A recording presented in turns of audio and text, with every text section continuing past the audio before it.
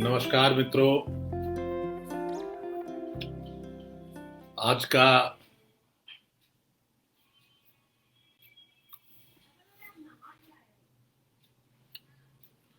आज के इस कार्यक्रम की शुरुआत मैं कर रहा हूं,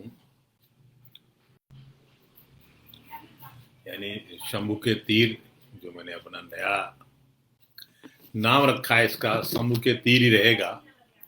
इसको आप वीडियो में भी देख सकते हैं, यूट्यूब में भी शंभू के तीर नाम से रोमन लिप में लिखा है, SHAMBHUKETER। उसमें भी आपको मिल जाएगा। और जिस तरह से आप लोगों ने मेरा उत्साहवर्धन किया है वो भी लाजवाब है, इसमें कोई शक नहीं। आप लोगों ने बहुत अच्छा किया है, मुझे भी अच्छा लग रहा है। तो इन सब बातों के लिए मैं आपका आभारी भी हूं। आज मैंने ये कार्यक्रम 6 बजे आप लोगों को बुलाया था, आपको शायद अभी लोग आए नहीं हैं।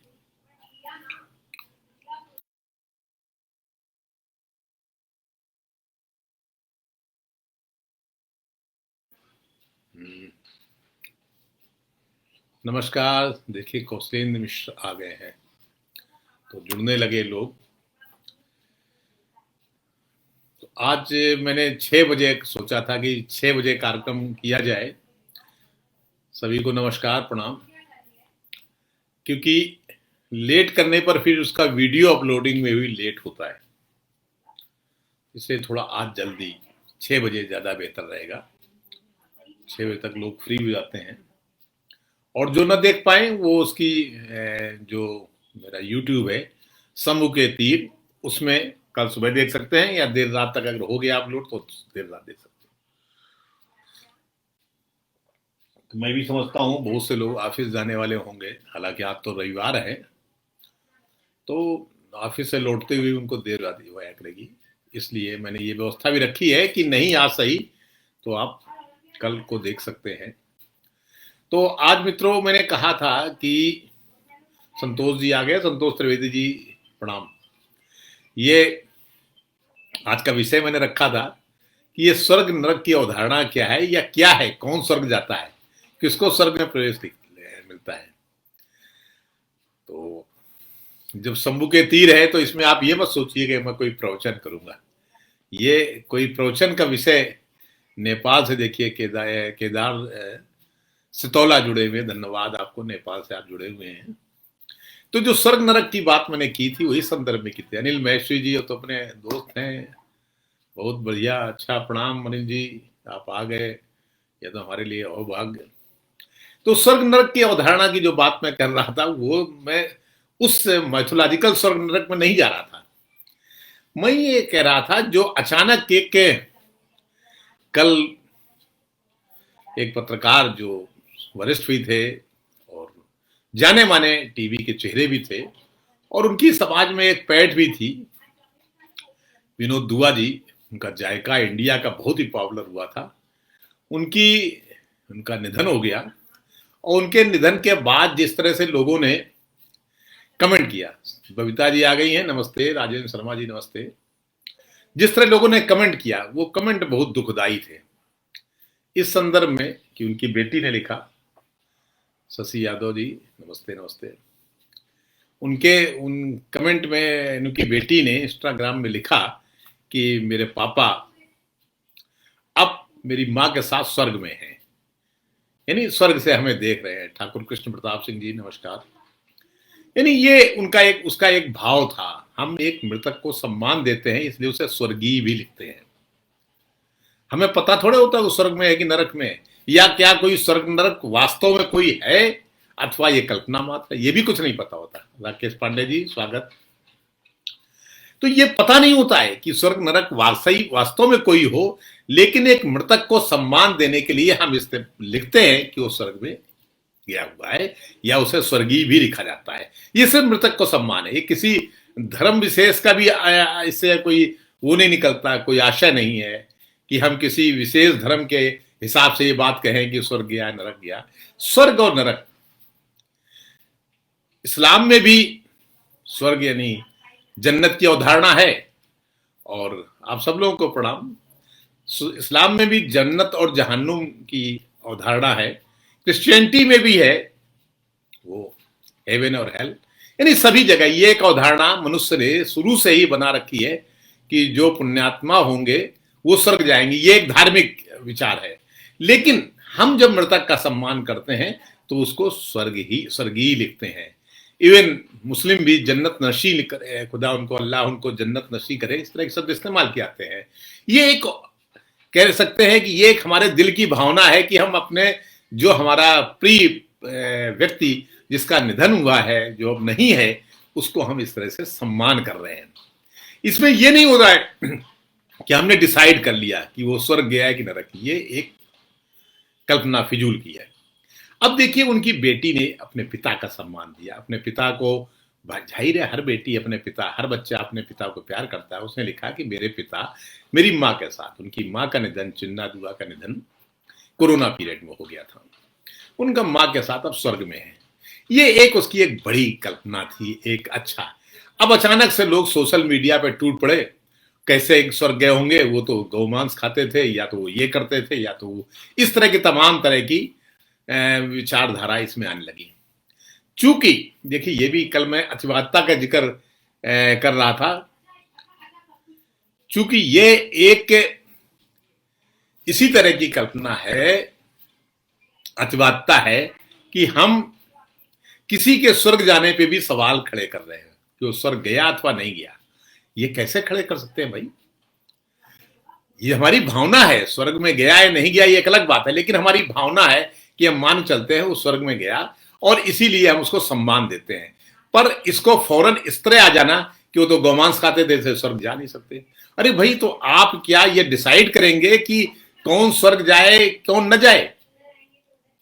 हम मान सकते हैं कि अटल बिहारी वाजपेयी की मृत्यु पर भी अगर कुछ लोगों ने टिप्पणी की हो, वो भी गलत थी। व्यक्ति चाहे दक्षिणपंथी खेमे का हो, धुर दक्षिणपंथी खेमे का हो, या वामपंथी खेमे का हो, लिबरल वामपंथी खेमे का हो, ये नहीं कह सकते हैं। इसकी क्योंकि वो मृत्यु को प्राप्त हो गया, हम उस पर क्यों टिप्पणी करें? ये कहने का मतलब है कि हमारे दिमाग में एक जहर भरा हुआ है और उस जहर से हम जहर को अपने अंदर से निकाल नहीं पा रहे हैं। मित्रों, ये बहुत ही खराब एक तरह का विचार है और हमें इससे जितनी जल्दी हो जाए मुक्त हो जाना चाहिए, क्योंकि ये हमें अतिवादिता की तरफ ले आ रहा है। ये समाज को कहां ले आ रहा है? परस्पर हमारा समाज बना हुआ है एक ताने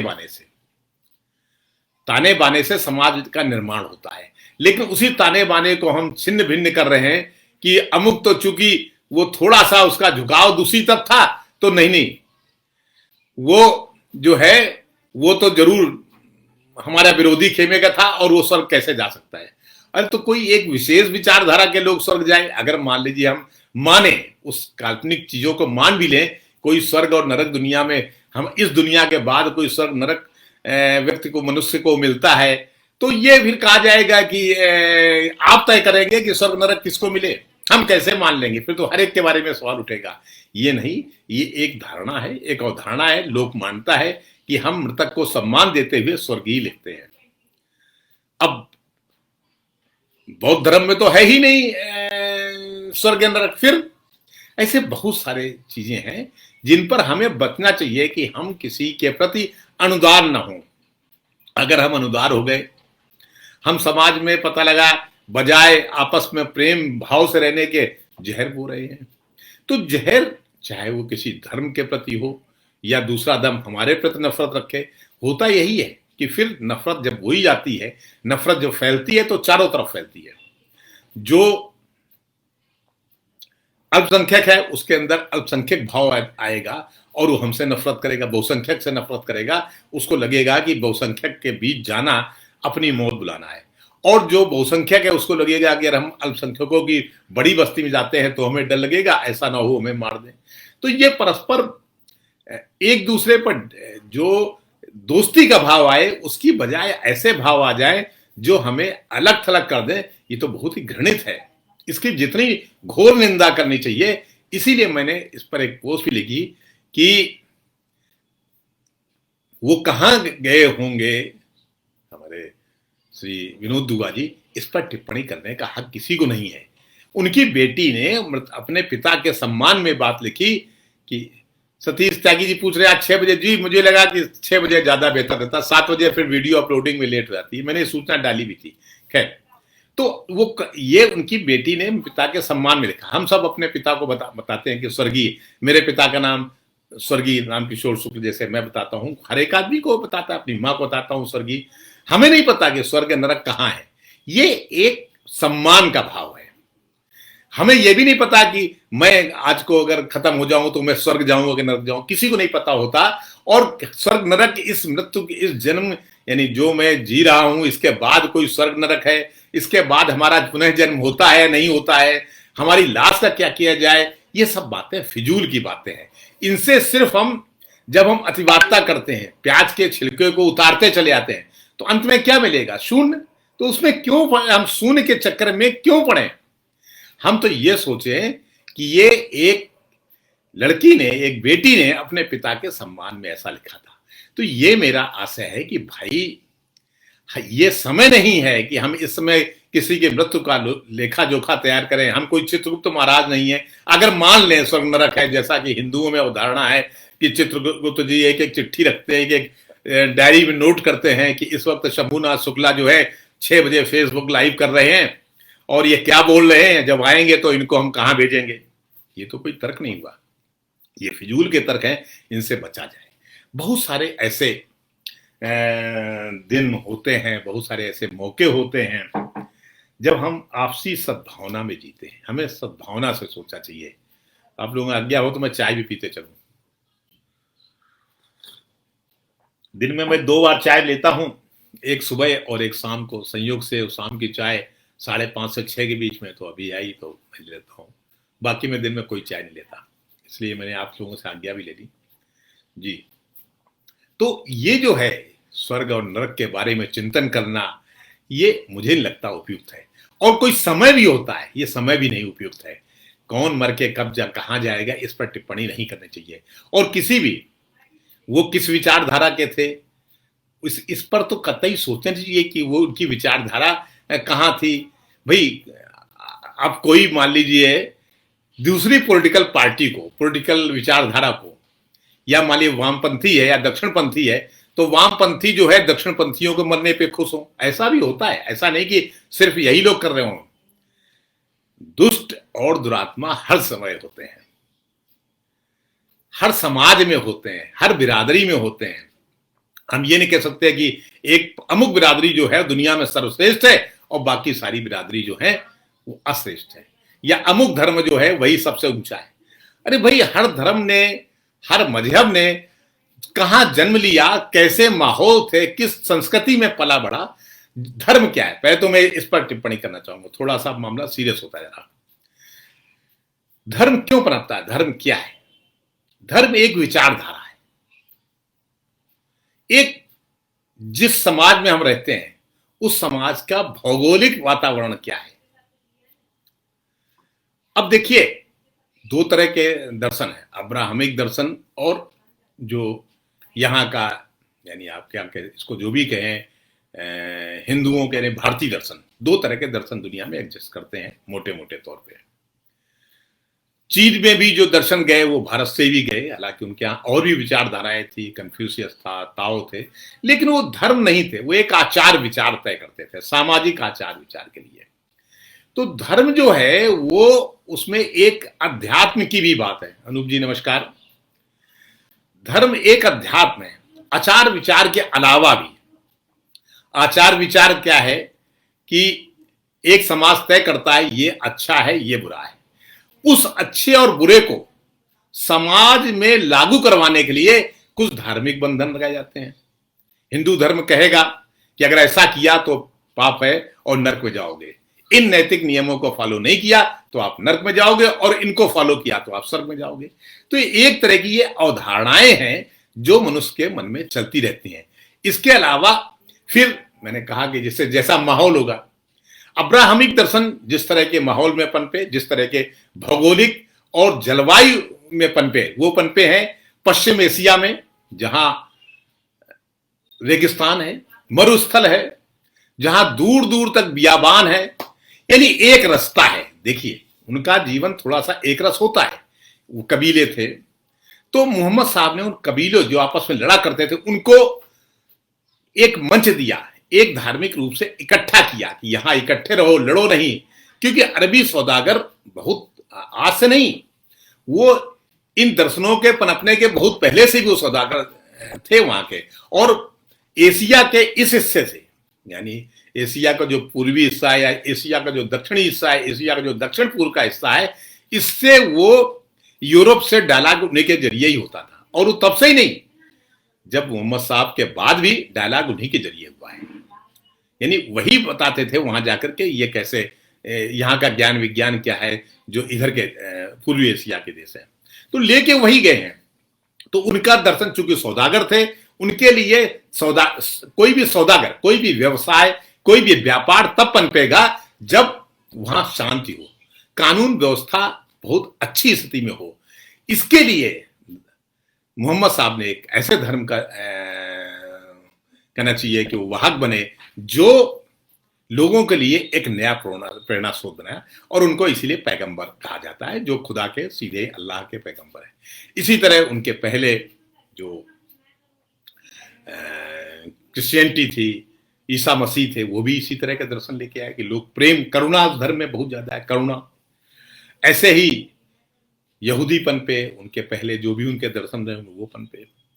भारत में विविधता थी। भारत में 3 तरह की जलवायु है, 3 तरह, कितनी तरह की जलवायु है, कितने तरह के लोग हैं, जो विविधता थी। तो भारतीय दर्शन में, भारतीय भगवानों में भी एक वैविध्य है। यानी जब हम गए और ईश्वर के बारे में सोचा तो हमारे यहाँ वैविध्य है। हमारे यहाँ हम लोग, राहु भी हमारे यहाँ देवता है, केतु भी देवता है। और जो देवता है, राहु केतु हम लोग असुर मानते हैं लेकिन पूजते हैं, ग्रह हैं, लेकिन जो देवता है वो भी हमारे देवता हैं। अब पूछिए कि सूर्य और चंद्रमा का राहु केतु से कैसा संबंध होगा? जाहिर आपस में एक दूसरे को दुश्मनी वाले संबंध है, लेकिन है इसलिए है कि यही समाज का वैविध्य है। सब कुछ बनाए रखो, सबसे बना के रखो। तो जब हम ये सब कुछ बनाए रखो और सबसे बना के रखें तो एक नया धर्म पनपता है जिसमें वैविध्य है। इसीलिए यहाँ के सारे दर्शनों में, चाहे वो वैदिक दर्शन रहे हों, चाहे वो जिन रहे हों, बौद्ध रहे हों, उपनिषद रहे हों, तमाम तरह के दर्शन, खंड दर्शन के साए, तो इन सब में एक वैविध्य है। ये सब वैविध्य को पसंद करते हैं। कहा ही गया है कि वादे वादे जायते तत्वबोधा। जब हम आपस में वाद विवाद करते हैं, टकराते हैं, तब हम एक नया तत्व समझते हैं, एक नई जानकारी आते हैं। अगर एक तरह से हमें जानकारी नहीं मिलती, ये भारत का दर्शन, दार्शनिक बोध है। तो अब जब भारत में इस्लाम भी आए, बहुत से लोग, उसके पहले भी हम लोग इस्लाम को हमलावर से जोड़ते हैं, ऐसा नहीं, पहले से भी सौदागर तो आते थे। बहुत से लोगों को पसंद आया, उन्होंने वो पंथ स्वीकार किया, क्योंकि हमारे यहाँ धर्म से ज्यादा पंथ का महत्व है। ये बाद में कल्पना की गई होगी, सर्वधर्मान प्रत्यज मामेकम शरणम व्रज, ऐसा नहीं है। यहाँ ये कि हर धर्म एक पंथ है, अगर आपको पंथ पसंद है तो उसमें जाइए, ये पंथ पसंद है तो वो पसंद, इस पे आइए। तो इस तरह की चीजें डेवलप होती रही। इसलिए ये मान लेना कि भारत में जो है एक अतिवाद, हम तो अब कट्टरता की तरफ बढ़ेंगे, हमारा तो यही दर्शन है, ये गलत है। हमारा दर्शन ये नहीं सिखाता। हमारा दर्शन हर तरह की विचारधारा को आत्मसात करने की बात करता है। हम यहाँ दक्षिणपंथी, धुर दक्षिणपंथी, वामपंथी, धुर वामपंथी दोनों को स्वीकार करते हैं। लेकिन दिक्कत यह है कि धुर वामपंथी और धुर दक्षिणपंथी एक दूसरे के कट्टर शत्रु हैं, इतने ज्यादा कि एक दूसरे की यहां कोई गमी हो जाए तो हर्ष मनाते हैं। जैसे मैंने पहले कहा कि अटल बिहारी वाजपेयी की मृत्यु पर बहुत सारे, या एक और पत्रकार की डेथ हुई थी आज तक के, जब वो, मैं नाम मिस कर रहा हूं, उनकी डेथ हुई तो कुछ लोगों ने कहा कि वो अमुक लोग खुशी मना रहे हैं। उसी तरह जब एक दूसरी विचारधारा के व्यक्ति या पत्रकार की अभी जब कल निधन हुआ विनोद जी का, तो वो लोग हर्ष मना रहे हैं। ये कौन सी अतिवादिता की तरफ हम जा रहे हैं? इससे समाज टूटेगा। समाज पनपता है परस्पर हेल मेल से, तो हेल में मेल मत खत्म होने दो। हिंदू, मुसलमान, क्रिश्चियनिटी, सिख, जो भी बौद्ध, जैन, ब्राह्मण, दलित और सारी जातियां मिलके चलें, मिलके ही समाज का निर्माण होता है। हर एक व्यक्ति का अपना महत्व है और हर व्यक्ति एक समाज में, समुदाय में अच्छे बुरे दोनों लोग होते हैं। तो हमें उन सबको संभाल के बनाए रखना है, तभी हम कोई स्वर्ग या नरक की अवधारणा को समझ पाएंगे। कोई स्वर्ग नरक जो है वो कोई ऐसा नहीं है कि स्वर्ग और यही स्वर्ग है जो हमने कह दिया वो स्वर्ग है कि अमुक आदमी स्वर्ग जाएगा, अमुक आदमी नरक जाएगा। ऐसी कोई अवधारणा नहीं है, ये सिर्फ कल्पना है, फिजूल है। मृतक को सम्मान देते हैं इसलिए हम स्वर्गीय मानते हैं। हमने आज तक किसी को, चाहे जितना पापी रहा होगा, रावण को भी नहीं कहा जो नारकीय है कि वो नरक में गया होगा। कुछ लोगों का कहना है कि मेरी आवाज नहीं आ रही, अगर नहीं आ रही तो कई लोग मुझे बताएं, तो फिर मैं कुछ और व्यवस्था करूंगा कल से। क्या वाकई मेरी आवाज आपको सुनाई नहीं पड़ रही है? अगर आप लोग बताएंगे तो मैं कल से कोई व्यवस्था करूंगा। हो सकता है मुझे कुछ दूसरा एक लगाना पड़े। खैर, तो चूंकि नारकी एक नरक की कल्पना तो है, लेकिन हम नरक को कभी भी ये नहीं कहते कि वो आदमी मरने के बाद नरक गया। हमारा शत्रु भी मरेगा, दुश्मन भी मरेगा, तो हम नरक कभी नहीं कहते रहे। भाई रावण को जब मरा तो लोगों ने कहा नहीं वो तो स्वर्ग गया था। जब दुर्योधन मरा तो भी स्वर्ग गया, कंस मरा तो भी स्वर्ग गया। तो धन्यवाद अजय जी, आप कह रहे हैं ठीक आ रही, तो फिर ठीक ही आ रही होगी। आशीष जी ठीक ही आ रही होगी। तो जब रावण मरा तो भी हमने कहा कि स्वर्ग गया। कोई भी मरता है तो स्वर्ग जाएगा, ऐसा हम कहते हैं, ऐसा हमारी अवधारणा है। हम ये कभी नहीं अच्छा बबीता जी ठीक है, आवाज आ रही, धन्यवाद अंशु शर्मा जी, धन्यवाद बबीता जी। तो कोई जो है, जी जी धन्यवाद धन्यवाद, आवाज आ रही है, इसका मतलब ठीक आ रही। हो सकता है बीच में मैं धीरे बोल रहा हूँ, क्योंकि मुझे वो कान में लगाकर बोलने में थोड़ी परेशानी होगी। अभी मैं उतना नहीं हुआ हूँ उससे टेक्निक प्रो फ्रेंडली कि मैं समझ जाऊँ, इसलिए मैं इस तरह से बोल रहा हूँ। खैर, आवाज सुनाई पड़ रही, बहुत अच्छी बात है।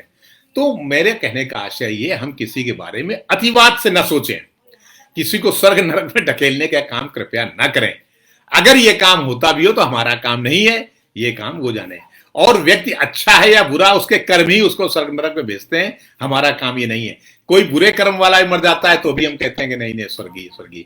इसलिए समाज में सब लोग मेल भाव से रहो, और यही मेरा कहने का आज का उद्देश्य यही था कि हम लोग परस्पर हेल मेल से रहें।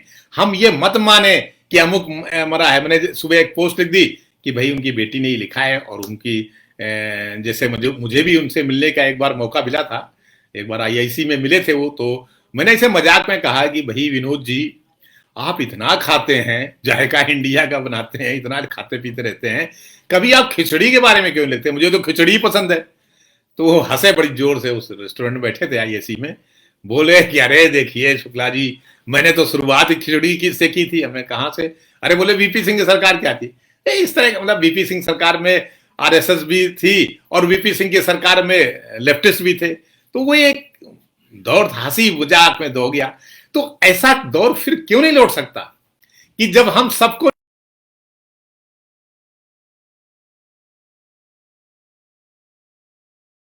जो है, ये जो इतनी जल्दी त्वरित प्रतिक्रिया देने की जो नौबत आ गई, ये बहुत ही खराब है।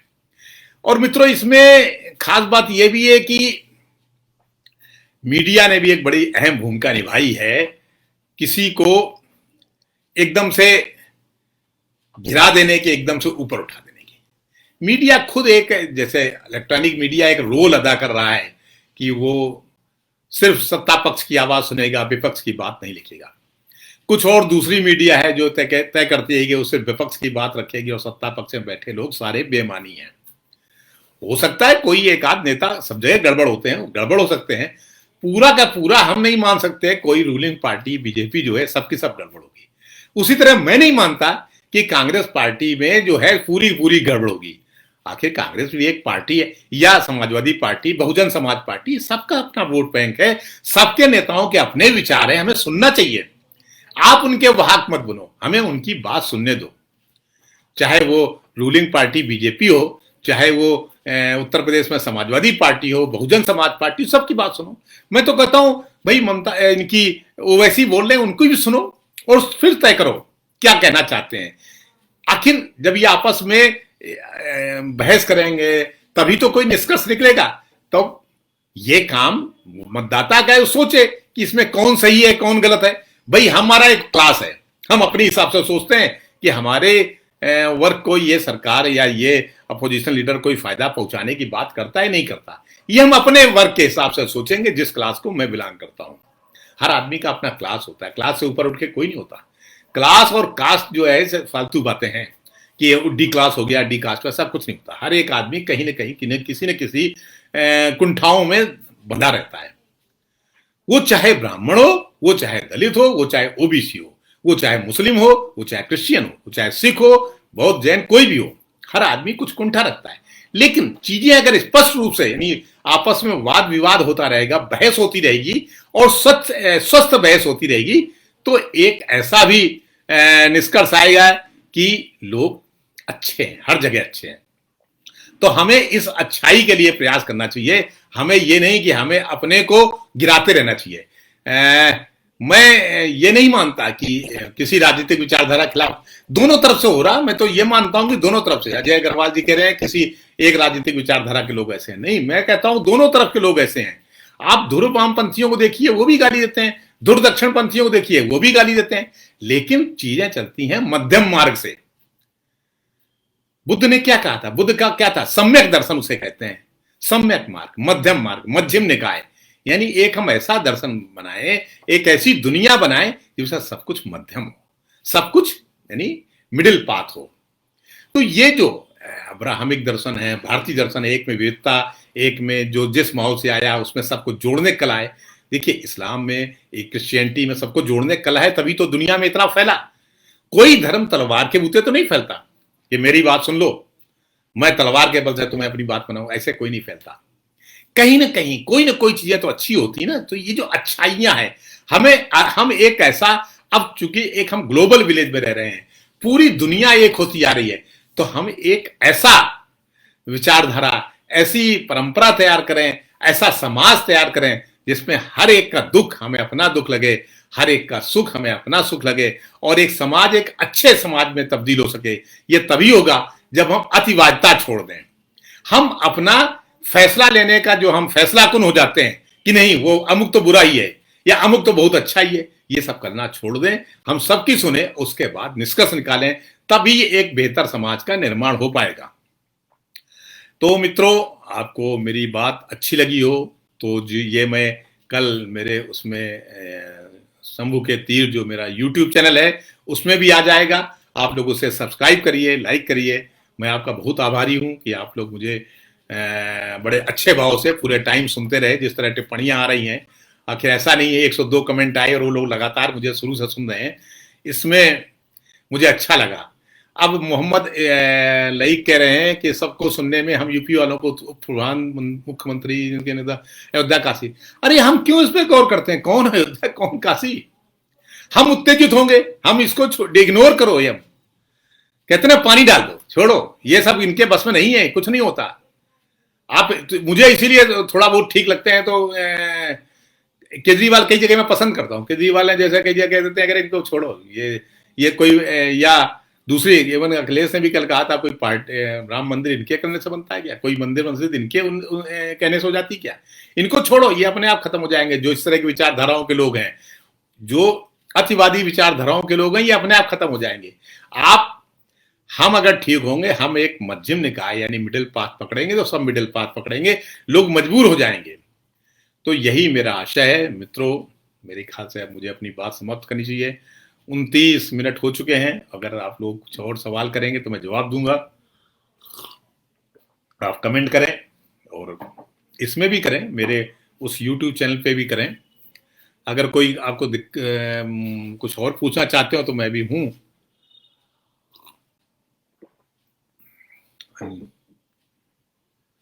वाह भाई वाह। आशीष शुक्ला कह रहे हैं आप जितने सुंदर फ्लो में लिखते हैं उतने ही शानदार फ्लो में बोलते हैं। बोला करिए सर। अच्छी बात है। मैं आप सब लोगों के जो निर्देश है उसका पालन करूंगा और कोशिश करूंगा कि मैं रोजाना इस तरह का फेसबुक लाइव करूं, और अगर फेसबुक लाइव आप लोग चूक जाते हैं तो मेरा जो यूट्यूब चैनल है शंभू का तीर, उसमें देखें। विनय मिश्रा जी पूछ रहे हैं कानपुर कब आ रहे हैं? अरे कानपुर तो यार घर है, जब खुला हो तब आ जाएंगे।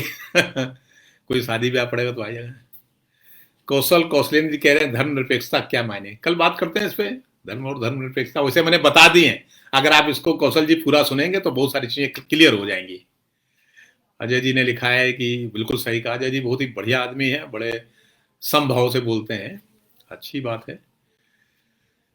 नमस्ते सर, आप लाइव आते रहे, बहुत अच्छी बात है शिक्षा जी। शिक्षा द्विवेदी जी, बिल्कुल नियमित लाइव आया करूंगा, मैं आपको वादा करता हूं, मैं डेली लाइव आऊंगा। ठाकुर कृष्ण प्रताप जी, बहुत अच्छा, आपको अच्छा लगा, बहुत बढ़िया। 7 बजे समय करते हैं अजय जी, बिल्कुल ठीक है। आप लोग बताइए 7 बजे, उम्मीद है प्रतिदिन आएंगे। ये बलता जी आपने बहुत अच्छा सवाल किया। मेरी पता नहीं क्या मेरे बारे में सब लोगों ने एक धारणा पाल रखी, मैं मेरे अंदर कंटिन्यूटी नहीं है, मेरी पत्नी भी नहीं कहती है कि कोई बात तुम जब शुरू करते हो तो उसको पूरी तक नहीं ले जाओगे, बीच में छोड़ दो। तो जो एक कहावत है ना, प्रारब्धते न खलु विघ्न भय नीचई, जो नीच के प्रकृति के व्यक्ति हैं वो तो शुरुआत में कहते हैं अरे मान लो फलाना ही गड़बड़ हो गई हो तो अब क्या करेंगे। दूसरा है जो मध्य विचारधारा के हैं, वो कहते हैं बीच में अगर कोई आफत आगे खत्म कर देते हैं।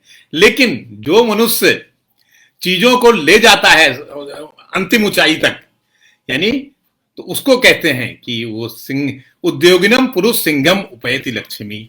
जो आदमी अपनी विचारधारा को, अपनी बात को, अपना जो काम शुरू करता है उसको अंत तक ले जाता है, तो लक्ष्मी उसी का वर्ण करती है, यानी सफलता उसी को मिलती है। तो मैं कोशिश करूंगा कि डेली आऊं।